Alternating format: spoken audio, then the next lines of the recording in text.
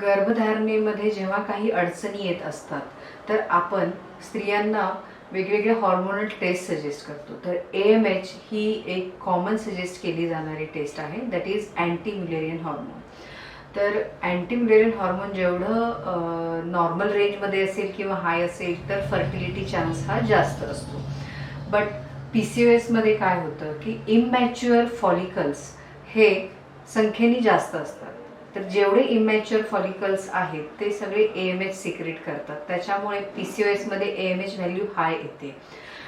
But it may not indicate की fertility chances हाय, कारण की PCOSमध्ये इमॅच्युअर फॉलिकल्स जास्त असल्याने ओव्ह्युलेशन प्रॉपर होत नाही, अनओव्ह्युलेशन असतं आणि बीजच अवेलेबल नसल्यामुळे गर्भधारणेला अडचणी येऊ शकतात. So in PCOS there is no formula like AMH is high and fertility is high.